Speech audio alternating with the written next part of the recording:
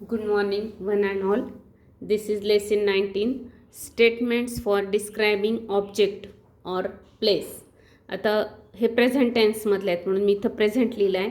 तर स्टेटमेंट्स म्हणजे काय तर फॅक्च्युअल सेंटेन्सेस. फॅक्ट म्हणजे काय वस्तुस्थिती. वस्तुस्थिती म्हणजे जे आहे ते दाखवणारी जी सेंटेन्सेस आहेत किंवा ती जी वाक्य आहे त्याला आपण स्टेटमेंट्स असं म्हणतो. मग हे स्टेटमेंट कशासाठी उपयोगाला येतात to describe object and place. Object म्हणजे वस्तू थिंग आणि प्लेस एखादं ठिकाण किंवा पर्सनसाठी पण येतात, पण ते आपण नेक्स्ट व्हिडिओमध्ये बघणार आहोत. या ठिकाणी आपल्याला ऑब्जेक्ट आणि प्लेस एवढा दोन्हीचाच विचार फक्त करायचा आहे.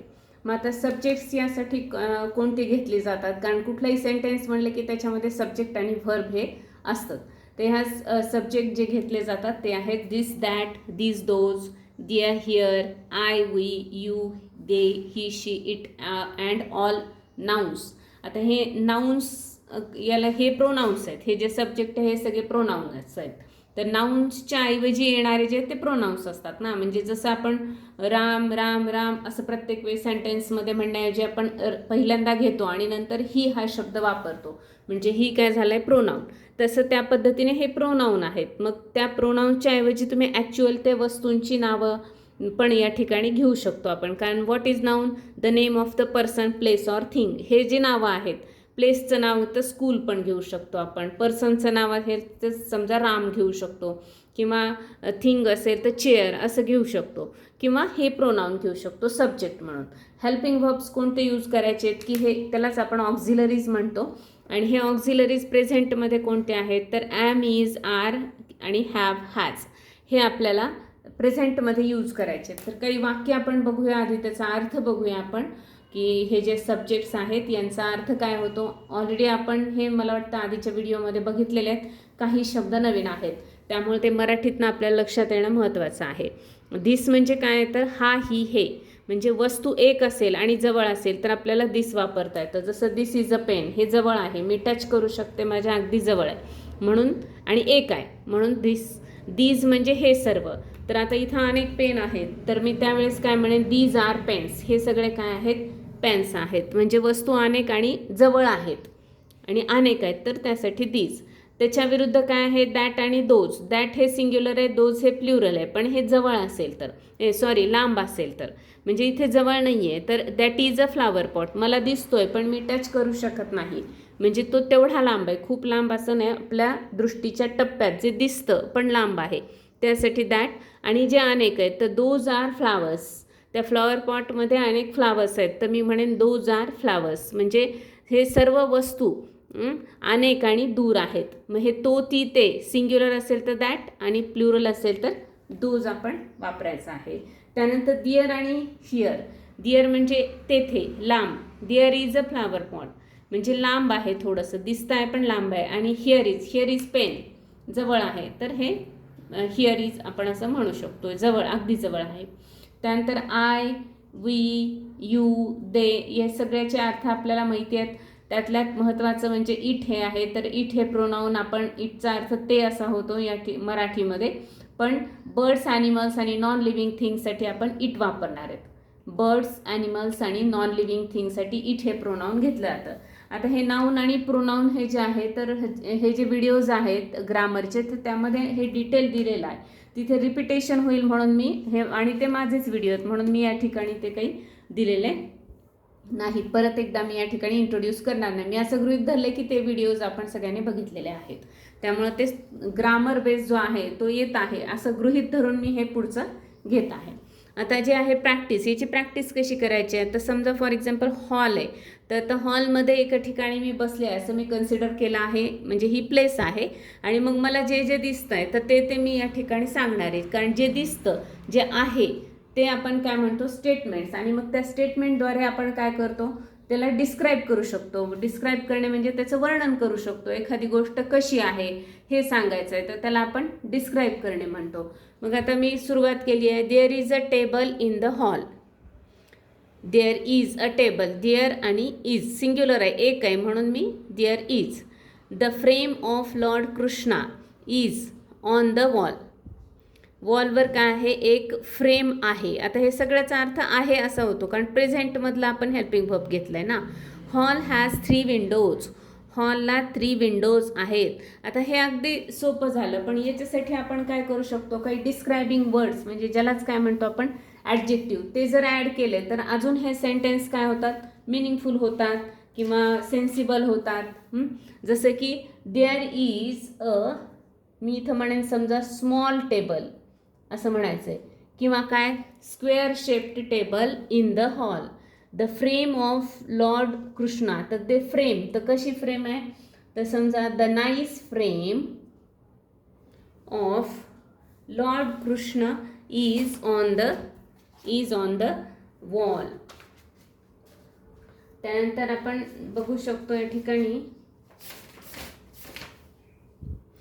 Hall has 3 Windows. तर आता हे विंडोज तर मी या ठिकाणी म्हणेन हॉल हॅज 3 बिग विंडोज किंवा 3 स्क्वेअर शेप्ड विंडोज, असं आपल्याला त्याला आणखी मिनिंगफुल करता येतं. There is a T V on the table. There is T V, मग ते LED T V on the table असं मी म्हणू शकते. टी व्ही, तिथे एक टेबलवर टी व्ही आहे. A flower pot is on the teapoy. टीपॉयवर एक फ्लावर पॉट आहे. तर मग या ठिकाणी मी असं म्हणेन की for example a small flower pot किंवा round shaped SHAPED round shaped flower pot is on the teapoy. The sofa is near the window. आता इथं तर सोफा कसा आहे, समजा आपण म्हणू शकतो स्पेशियस आहे सोफा. तर मग the spacious sofa is near the window. विंडोच्या जवळ एक मोठा असा सोफा आहे, किंवा द वुडन सोफा असं पण मी म्हणेन. This is a showcase behind the T V. हे एक शोकेस आहे, टी व्हीच्या मागे हे एक शोकेस आहे. मग बिग शोकेस, लार्ज शोकेस असंही म्हणता येईल. युजफुल शोकेस असंही म्हणता येईल. Windows are big. आता हे मी वेगळंच सेंटेन्स दिलं आहे, तर इथंच आपण बिग विंडोज लिहिलं आहे, त्यामुळे आपल्याला हे सेंटेन्स जर नसेल घ्यायचं तर आपण नाही घेतलं तरी चालेल. The teapoy is in the centre. The teapoy is in the centre.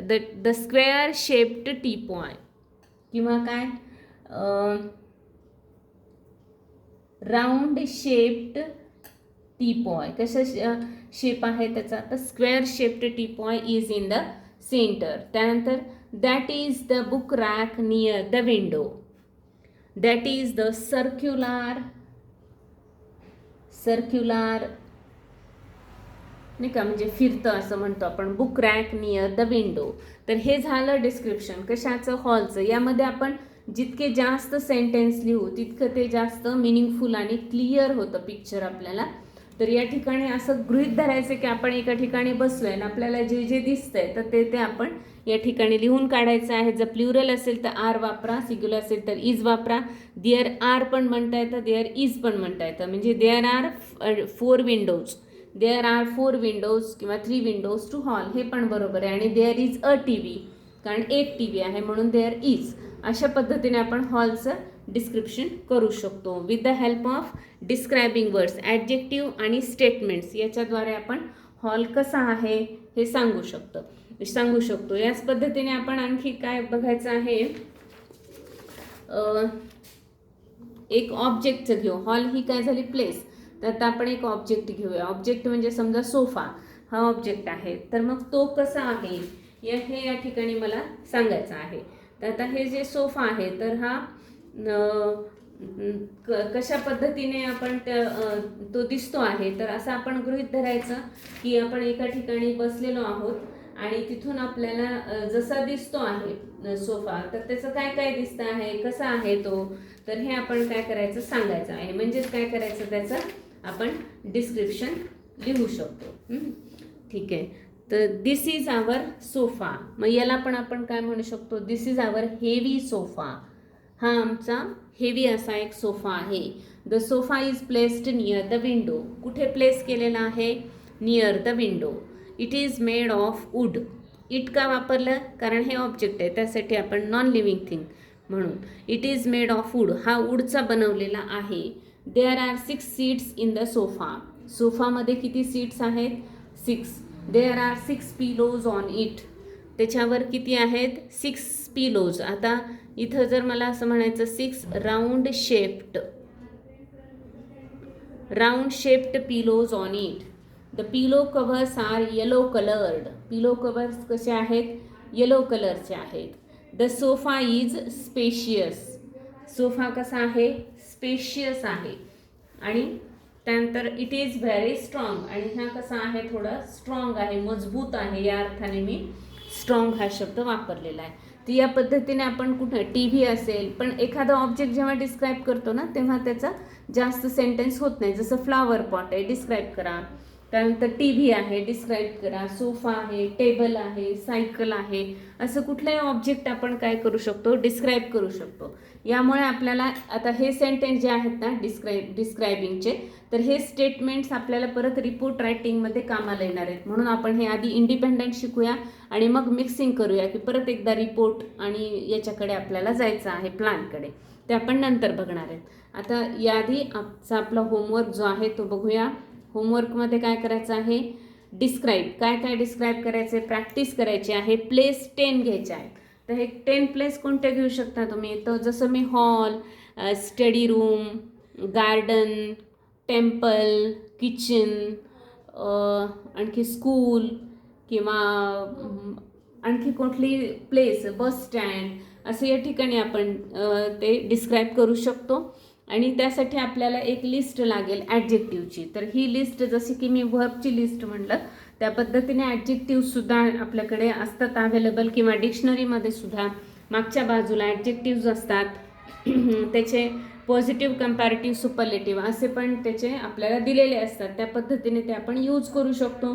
Adjectives हा सुद्धा भाग आपण ग्रामरमधला आधी अभ्यास करा, आणि त्यानंतर हे केल्यावर आपल्याला जास्त सोपं जाईल. ऑब्जेक्ट, तर ऑब्जेक्ट कोणते घ्यायचे आहेत? तर 10 ऑब्जेक्ट. जसं मी आत्ता सांगितलं, एखादं स्टडी टेबल आहे, किचन रॅक आहे, किचन प्लॅटफॉर्म आहे, आपलं काय म्हणू आपण, देवघर आहे, हे एक ऑब्जेक्ट झाला ना. किंवा अगदी आपला पेन आहे, याला पण आपण डिस्क्राईब करू शकतो कसं आहे. फक्त त्याचे सेंटेन्सेस कमी होईल. जितकं त्या ऑब्जेक्टला जास्त, म्हणजे ते मोठं आणि त्याला खूप जास्त सोयी, फॅसिलिटीज असतील, तेवढं त्याचे जास्त आपल्याला सेंटेन्सेस बनवता येतात. या पद्धतीने आपण हे पूर्ण करायचं आहे. आणि एवढं झाल्यावर मग आपलं प्रॅक्टिस होते. होमवर्क विसरायचं नाही, आणि ते करायचंच आहे कंपल्सरी, तरच आपल्याला त्याची प्रॅक्टिस होणार आहे. स्किल आहे. आणि लिसनिंग, रीडिंग हे तर कायम आपल्याला रोज चालू ठेवायचं आहे, जेणेकरून 3 महिन्यांमध्ये आपण छान डे टू डे लाईफमधलं इंग्लिश जे आहे ते कॉन्व्हर्सेशन करू शकू. थँक्यू. भेटूया आपण नेक्स्ट व्हिडिओमध्ये.